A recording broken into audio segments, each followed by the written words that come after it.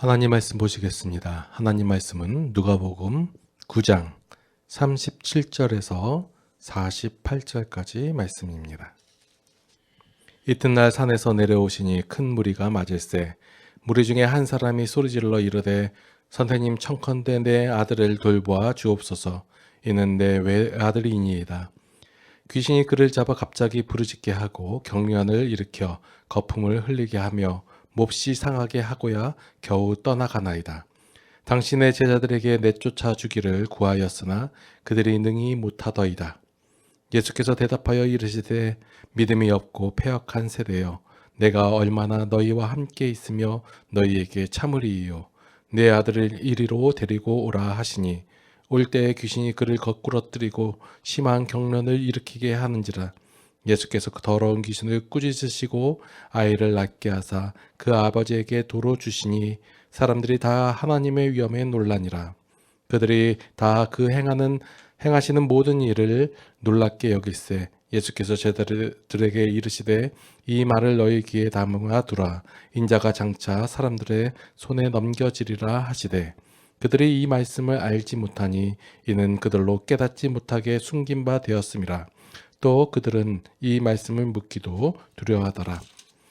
제자 중에서 누가 크냐 하는 변론이 일어나니 예수께서 그 마음에 변론하는 것을 아시고 어린아이 하나를 데려다가 자기 곁에 세우시고 그들에게 이르시되 누구든지 내 이름으로 이런 어린아이를 영접하면 곧 나를 영접함이요 또 누구든지 나를 영접하면 곧 나를 보내신 이를 영접함이라. 너희 모든 사람 중에 가장 작은 그가 큰 자니라. 아멘. 많은 사람들이 하나님의 뜻이 무엇인지를 궁금해합니다. 그래서 삶을 살아가면서 하나님의 뜻은 무엇일까 하고 고민하게 되고 여러 가지 환경과 상황 속에서 하나님께서 계획하신 바가 무엇일까라고 고민하기도 합니다. 그래서 하나님께서 무엇을 원하시고 계신지 또한 어떠한 것을 기뻐하는지를 알고 싶어 합니다. 이것에 대한 정답부터 말씀드리겠습니다. 하나님께서 가장 관심 있어 하시는 것이 무엇일까요? 바로 우리의 행복입니다. 우리가 행복한 것을 하나님께서는 가장 관심 있게 보시고 원하신다라는 거예요. 하나님께서 지혜와 능력과 권세를 사용하시는데 그 사용하시는 목적도 하나님께서 역사하시는 그 이유도 다 모두 다 우리가 참된 행복을 누리게 하도록 하시기 위해서 행하신다라는 거예요. 우리가 성경을 읽어보면 이러한 하나님의 역사하심, 하나님의 행하심 이 사실이 분명하게 드러나 있습니다. 그래서 성경 가운데서는 무엇을 기록하고 있냐면 하나님께서 인간을 위해 수고하시고 베풀어 주시고 보듬어 주시고 돌보시고 책임지는 그러한 이야기로 가득 차 있다라는 거예요. 그런데 이런 내용이 우리 눈에는 잘 안 보여요. 그러니까 하나님을 일반적인 다른 신하고 동일하게 여겨서 무엇을 어떻게 오해하냐면 우리에게서 무엇인가 빼앗아 가시는 분 아니면 무엇인가 좀 있게 해서 그거 있는 것조차 다 갖다 바치게 하는 그런 분으로 오해한다라는 거예요. 하나님께서는 우리에게서 무엇을 뺏어서 가시는 분이 아니세요. 너 열 있잖아. 그럼 하나 내놔. 이런 분이 아니세요. 근데 마치 하나님께서는 우리가 가진 것 중에서 10분의 1을 뺏어 가진다. 아니면 그 이상을 가져가신다. 안 가져가시면 무슨 수를 통해서라도 그것을 가져가신다라고 오해를 한다라는 거예요. 이런 분이 아니라 오히려 우리가 불행해지지 않도록 우리를 행복의 길로 보여주시고 안내하시는, 이끌어주시는 그러한 분이시다라는 거예요. 근데 성경에 기록된 이러한 하나님을 우리가 오해하고 두려워하고 그래서 우리가 신앙생활을 좀 불편하게 해왔다라는 거예요. 우리가 어렸을 때부터 무엇을 듣고 자랐냐면 하나님은 두려워하신 분이다. 두려워해야 된다. 하나님 앞에서는 경건해야 된다. 네가 뭔가 잘못했으면 벌 주시는 그런 하나님으로 오해를 하며 살아갔다라는 거예요. 그래서 그러한 내용이 쌓이니까 하나님을 우리가 어떻게 대해요? 우리의 신앙생활이 기쁨이 아니라 좀 불편하다라는 거예요. 긴장된 삶을 신앙생활을 하게 되고, 왜냐하면 내가 뭔가 좀만 잘못하면 하나님께서 벌 내리실 것 같으니까. 하나님께서 우리를 사랑한다고 하지만 그 사랑보다 두려움이 더 크게 다가왔기 때문에 우리의 신앙이 기쁨이 아니라 긴장이 되었고, 자유가 아니라 부담으로 다가왔다라는 거예요. 근데 제가 성경을 다시 읽어가면서 성경을 읽어갈 때 충격을 받게 되는데, 어떤 충격이냐면 성경 속에서 이스라엘 백성들이 내가 지금 하나님을 두려워하는 만큼 두려워하지 않았다라는 거예요. 그냥 얘네들은 진짜 지 마음대로 생활을 하고, 하나님이 그런 다 이방인 족속들에게 행하신 일들을 보면 진짜 쫄만도 한데 하나도 안 쫄고 그냥 지 멋대로 살았단 말이에요. 이 배짱인지 어떤지 모르겠지만, 이스라엘 백성들은 하나님 때문에 그들 자신의 삶을 포기하지도 않았어요. 그냥 살았어요. 오히려 하나님이 조금만이라도 자신들한테 잘못하면 나 하나님 버려버릴 거야 이렇게 하면서 자기 마음대로 살았단 말이에요. 오히려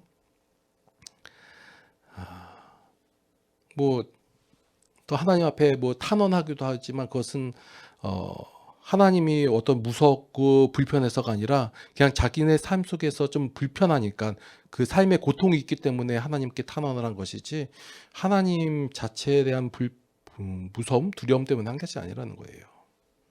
그래서 우리가 이 말씀을 대하면 될수록 우리가 이 성경이 어떤 종교적으로 지켜야 할 규범이 아니라 우리를 행복하게 하기 위해서 우리에게 기쁨을 주기 위한 하나님의 어떤 안내서로 읽어야 한다라는 거예요.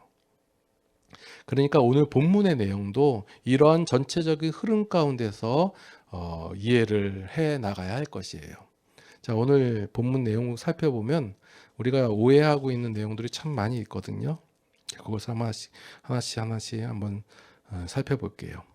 자, 누가복음 9장 앞쪽에서 보면 예수님께서 제자들에게 귀신을 내어쫓고 병을 고치는 그런 능력을 줘서 보내셨잖아요.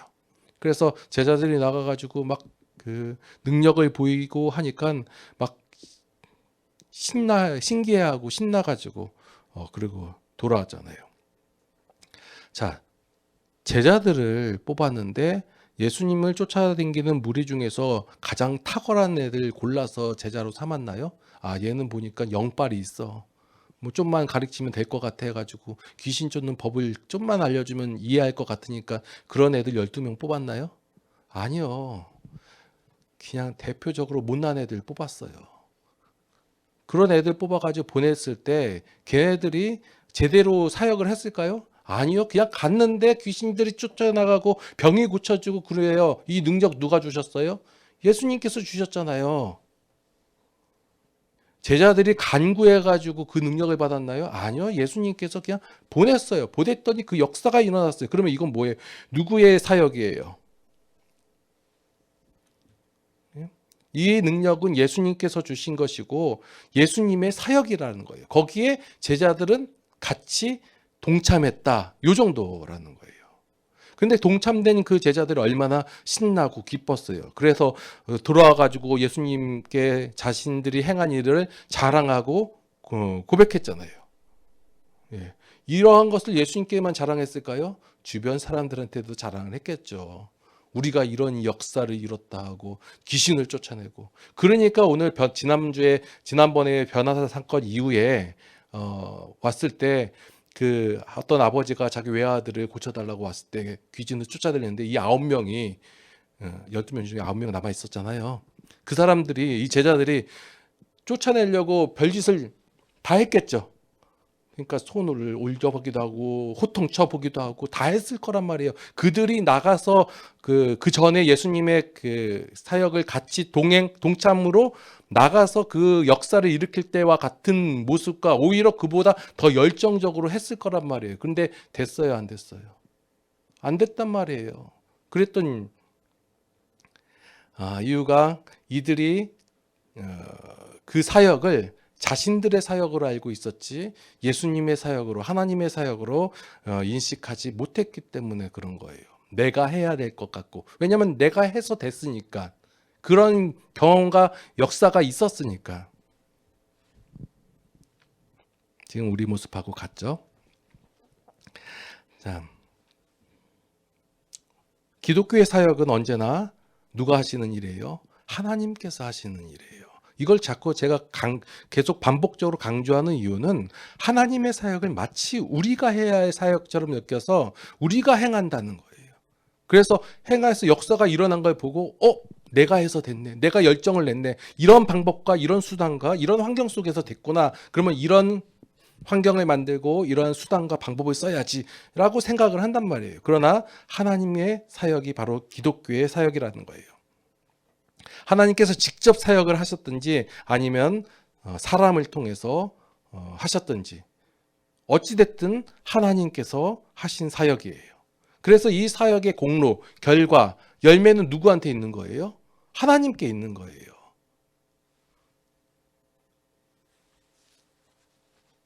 그런데 자꾸 우리는 이 결과가 공로는 하나님께 있습니다라고 얘기하면서 실제적으로 내가 다 받아 먹잖아요.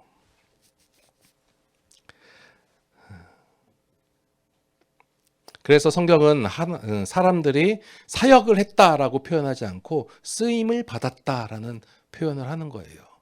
여러분들이 행하는 모든 사역은 사역을 한 것이 아니라 하나님께 쓰임을 받았다라는 거예요. 그래서 여기 있는 저나 여러분들이나 아니면 모든 성도들, 기독교인들은 하나님께 쓰임을 받은 것이지 그들의 사역을 한 것이 아니다라는 거예요. 자, 오늘 본문 속에서 보니까 문제가 하나 발생돼 있잖아요. 어떤 문제냐면 어떤 아버지가 귀신 들린 아들을 데려왔지만 그 남아있는 9명의 제자들이 그 귀신을 쫓아내지 못했다라는 거예요. 그때 예수님께서 산에서 내려왔을 때 이렇게 말씀하시는 거예요. 믿음이 없고 패역한 세대여, 내가 얼마나 너희와 함께 있으며 너희에게 참으리요. 처음에 제가 이 말씀을 읽을 때 어떤 자세, 그러니까 그 당시에는 하나님의 말씀은 꼭 수행해야 되고 안 지키면 벌 받고 두렵고 무서운 하나님이라는 인식 가운데서 말씀을 읽었을 때는 이게 뭐로 받아들여요? 자, 여기 앉아 계신 여러분들 이 말씀, 그러니까 믿음이 없고 패역한 세대요. 뭐라고 어떻게 받아들여요? 혼내시는 거죠? 호통치시는 거죠? 그러니까 지금 못 고치고 있으니까 이런 믿음이 없는 자식들 하면서 그 책망하시는 걸로 저는 그렇게 받아들였어요. 그래서 내가 믿음이 있어야 되는데 그 믿음이 없으니까 이런 귀신 한 마리도 못 쫓아내고 병도 못 낫게 하고 목회를 하면서 이런 갈등이 굉장히 많아요. 병든 사람 있으면 손을 얹으면 아니면 기도를 하면 싹 낫으면 좋겠는데 제 병도 잘 안 낫고 자, 이렇고 어떤 사건이 있으면 문제가 있으면 기도와 그냥 한 번만 하면 쫙 해결됐으면 좋겠는데 안 되고 그러면 이 말씀이 생각나는 거예요. 예수님의 호통 소리가 귀 속에 들리는 거예요. 이 믿음이 없고 패역한 세대요. 내가 얼마나 너희를 참으리요. 내가 너를 얼마나 참겠냐. 이 믿음 없는 자식아 하면서 내가 믿음을 키워야 되고 내가 영바를 더 세워야 되는데 이 말씀은요 호통이나 책망이 아니에요. 이 사실을 아니까 얼마나 신앙이 편해진지 아세요? 못 고쳐도 돼요. 믿음이 없어 보이고 영빨 없다는 소리 들어도 괜찮아요. 그게 아니니까. 예수님께서는 우리들을 죄인을 꾸짖으러 오신 분이 아니라 죄인을 위해 오신 분이세요. 이 목적을 모르니까 예수님께서 향하는 표현하는 뭐 한마디 한마디를 오해하고 왜곡하고 곡해하면서 듣게 된다는 거예요. 이 말씀은 예수님의 탄식이에요. 그리고 동시에 다짐이에요. 그래, 너희들은 연약하지. 그러니까 내가 너희와 함께 있어야지. 내가 너희들을 도와주지 누가 너희를 도와주냐라는 말씀의 의도지, 우리를 의하여 너희 이거 못했냐고 호통시는 그런 말씀이 아니다라는 거예요. 그 증거가 뭐냐면 그 뒤에 이어지는 말씀이에요. 만약에 이게 호통이고 책망이었다면 제자들에게 야 다시 한번 믿음을 갖고 그 방법 써봐 하고 했어야죠. 예수님께서 야 네 이거 잘못했으니까 네 잘못한 거 네가 수습해 이렇게 해야죠. 근데 예수님 그렇게 안 하시고 어떻게 해요? 내 아들을 이리로 데려오라 이거예요. 예수님의 마음은 언제나 우리에게 은혜로 다가오시는 거예요. 은혜로 시작해서 은혜로 끝나는 예수님의 사역을 우리는 인간적 생각과 죄악적 시선으로 예수님을 바라보니까 이렇게 오해하고 왜곡하고 나의 삶이 왜 이런가라고 고민하게 된다라는 거예요. 자, 그 다음에 아주 재밌는 사건. 자, 37절부터 쭉 이어서 46절, 47절, 48절 이거는 다 이어지는 내용이에요. 그러니까 46절에서 무슨 일이 일어났냐면 제자들이 누가 크냐라는 얘기가 도중에서 이 노상에서 일어났잖아요. 이게 바로 전에는 뭐예요? 예수님께서 은혜를 더하신 장면이잖아요. 그 아버지에게도 그 아들에게도 그리고 제자들에게도 은혜를 베푸신 그 장면 이후에 그 은혜의 자리에서 제자들이 뭘 하냐면 경쟁을 하는 거예요. 누가 크냐, 누가 작냐. 이게 뭐예요? 귀신을 쫓아내지 못한 9명에 대해서 예수님 쫓아갔던 변호사는 쫓아갔던 그 3명이 별의별 자랑을 다 했겠죠. 나는 가서 올라가서 빛나는 얘는 예수님의 모습을 보았고 그리고 엘리야하고 모세도 봤고 그 자리에 함께 있었다 얘기하고 내가 만약에 그 귀신 들린 아이가 왔으면 진짜 단방에 쫓아냈을 텐데 니들은 못했네. 자, 좀 바꿔서 얘기할게요. 나는 하나님의 놀라운 은혜를 경험했어. 막 그 천국에 올라가는 환상도 봤었고, 또 놀라운 능력이 있어가지고 손만 대면 치유가 되고, 내가 교회를 몇 군데나 세웠는지 알아? 몇 군데는 몇만 명, 몇천 명 모이는 그런 교회를 세웠고, 선교지에서 얼마나 큰 역사를 일으켜 준 줄 아냐? 집사님들은 뭔 얘기할까요? 내가 교회를 위하여 어떻게 헌신했고 세상적으로 얼마나 크게 되었고 이게 다 하나님의 은혜입니다 얘기하면서 내가 했다라고 얘기하잖아요. 경쟁하는 거예요. 나는 하나님 앞에 이러한 큰 일을 행했다. 너는 그동안 뭐 했냐? 믿음이 없는 자식아. 너 영빨이 부족하니까 그 정도 된 거야. 이래 버린단 말이에요. 제자들이 지금 그러고 있는 거예요. 누가 크냐? 나는 이러한 능력. 제자들은 예수님의 사역을 은혜로 이해하지 못하고 어떤 공로로 이해했단 말이에요. 내가 행해서 얻은 결과, 물론 하나님께서 행하셔서 우리에게 은혜를 더하여 주셨지만 그래도 내가 했다. 결과로 열매로 공로로 이해했으니까 누가 더 잘했는지, 누가 더 능력 있는지, 누가 더 큰 사람인지를 따지기 시작했다라는 거예요.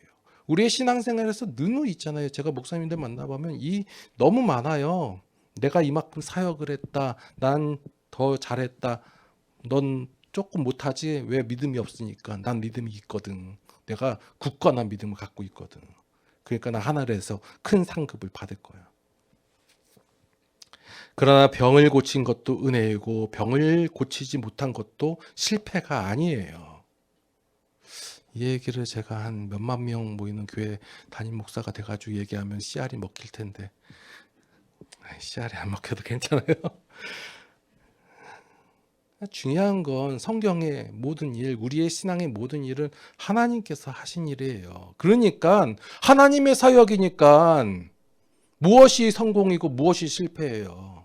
여러분들의 삶 속에서 무엇이 성공이고 무엇이 실패예요. 여러분들의 삶이 바로 하나님의 사역인데. 그래서 은혜에는 자랑도 없고 비교도 없고 서열도 없다라는 거예요.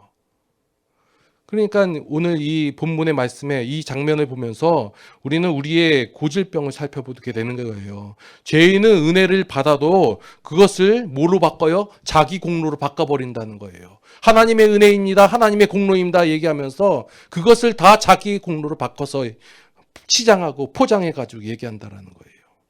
그래서 은혜의 자리에서 경쟁이 생기고 비교가 생기고 다툼이 생긴다라는 거예요. 그래서 예수님께서는 이 싸움에 중재를 하지 않아요. 왜냐하면 있어야 할 싸움이 아니기 때문에 그래요. 제자들이 누가 크냐 작냐 할 때 야 네가 조금 더 커, 네가 더 열심히 하면 이 큰 자를 넌 넘어설 수 있을 거야. 이런 얘기 한마디도 안 하세요. 뭐 하세요? 어린아이를 불러다가 말씀하시는 그런 장면이 나오는 거예요. 너희 중에 모든 사람 중에 가장 작은 자가 큰 자다. 우리는 또 말씀을 왜곡시키는 은사가 있어가지고 이 말씀을 들으면 어때요? 그러니까 어린아이가 큰 자니까 어린아이처럼 힘이 없고 가진 것이 없는 자들을 섬기고 존중하면 그 자가 그러면 어린아이를 섬기면 예수님을 섬기고 예수님을 섬기면 곧 하나님을 섬기는 거니까 이런 사람들을 섬겨야겠다. 그래서 어린아이들 일로 와봐. 야 먹을 거 사 먹어. 니네들이 큰 자야 하면서 막 정성스럽게 하고 그러면 결국 하나님을 섬기는 거겠지? 이게 그 말씀이 아니에요. 이 말씀은 작은 일을 하면 나중에 큰 사람이 된다는 말도 아니고 지금은 작지만 너희가 언젠가는 커진다 그 말씀도 아니에요. 아니면 자기가 작다고 여기는 사람들, 자신을 낮추고 겸손한 자들 그런 사람들이 나중에는 큰 자가 될 거다라는 말도 아니에요. 우린 다 이 말씀 이렇게 이해를 했어요. 작은 자들, 네가 비록 없고 가난하고 힘도 없고 약하지만 하나님께서 너를 크게 만들어 주실 거야. 아니면 작은 자를 네가 잘 섬겨봐. 아무것도 너에게 보답하지 않을 그런 사람들에게 베풀어. 그러면 그게 결국 하나님을 섬기고 하나님께 베푼 것이다 라고 생각한다는 거예요.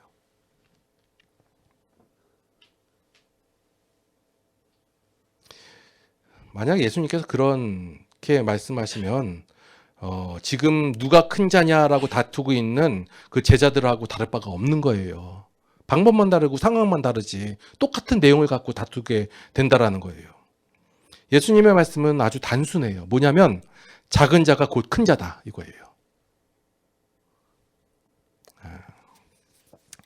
그러니까 이것은 우리의 사고방식을 완전 뒤집어버리는 선언이라는 거예요. 어떤 사역의 크기, 성과의 크기, 아니면 영향력의 크기로 사람을 평가하는 그 평가 자체가 잘못됐다라고 말씀하고 있는 거예요. 하나님의 나라에서는 은혜를 받는 자가 크고 하나님을 의존하는 자가 크고 자기 공로를 주장하지 않는 자가 큰 자다라는 거예요. 하나님께서는 우리의 상황이나 환경을 바꾸거나 훈련과 영단을 통해서 자라나게 하시는 것이 아니고 또한 우리가 덕을 쌓고 훈련을 하고 위치가 변하고 신분이 변화되어서 큰 자가 될 것이라는 말도 아니에요. 우리가 중요한 사실을 기억해야 되는데 뭐냐면 하나님께서는 하나님의 목적은 우리의 환경과 상황이나 어떤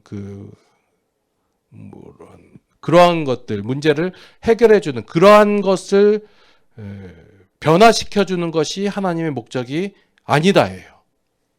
그런데 우리는 계속 하나님께 요구를 뭐예요? 환경을 변화시켜 주십시오. 상황을 변화시켜 주십시오.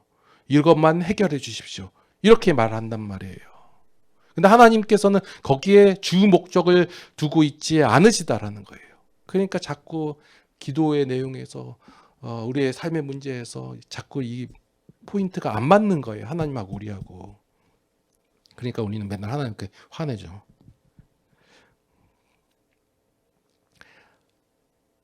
하나님께서는 우리의 존재 그리고 우리의 인식을 변화시켜 주시는 거예요.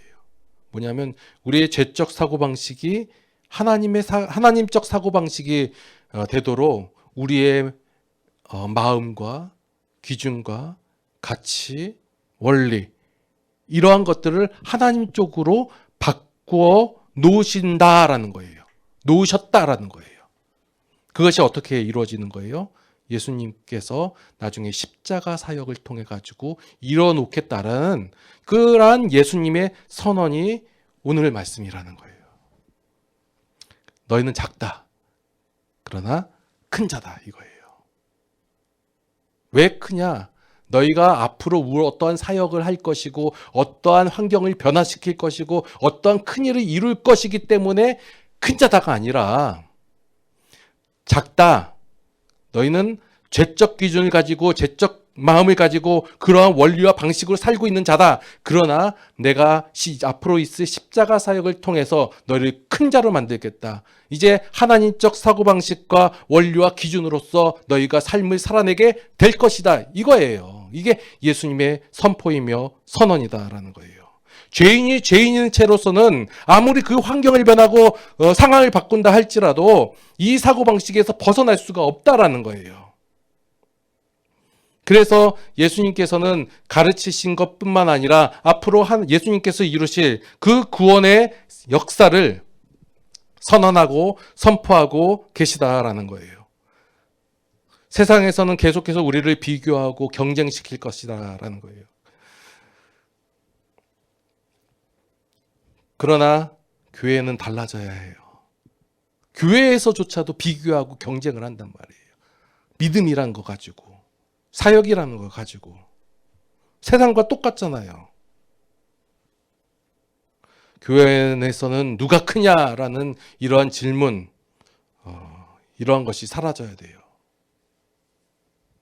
뭐가 남아야 돼요? 은혜만 남아야 돼요. 은혜만 남아야 되는데 자꾸 비교 얘기하고 공로 얘기하고, 내가 여기 있는 것도 은혜이고 여러분들이 여기 있는 것도 은혜예요. 기독교는 하나님께서 일하시는 신앙이고 우리는 그 은혜의 자리에, 그 사역의 자리에 초대받은 사람들이에요. 오늘 본문은 지금 우리에게 묻고 있는 거예요. 우리는 지금 은혜를 공로로 바꾸지 않는가? 우리는 여전히 하나님의 사역 안에서 하나님의 일인데 누가 더 크냐, 누가 더 작냐 이것을 따지고 있지는 않은지. 우리의 싸움은 누가 크냐의 싸움이 아니라 바로 은혜의 싸움이에요. 그래서 예수님께서는 오늘도 말씀하시는 거예요. 가장 작은 자가 큰 자다. 그 은혜 안에서 참된 자유와 행복을 누리시기를 예수님의 이름으로 축원합니다. 기도하시겠습니다. 하나님의 은혜에 다시 한번 감사를 드립니다. 우리의 완악함과 우리의 무지함으로 인하여 하나님 앞에 죄를 지을 때가 있습니다. 하나님, 이러한 저희들을 불쌍히 여겨 주시옵소서. 하나님의 은혜로 말미암아 살아가게 하여 주시옵고 그 은혜를 날마다 고백하게 하여 주시옵소서. 우리의 삶 속에서 하나님의 사역에 동참됨을 즐거워하며 기뻐하며 살아가게 하여 주시옵소서.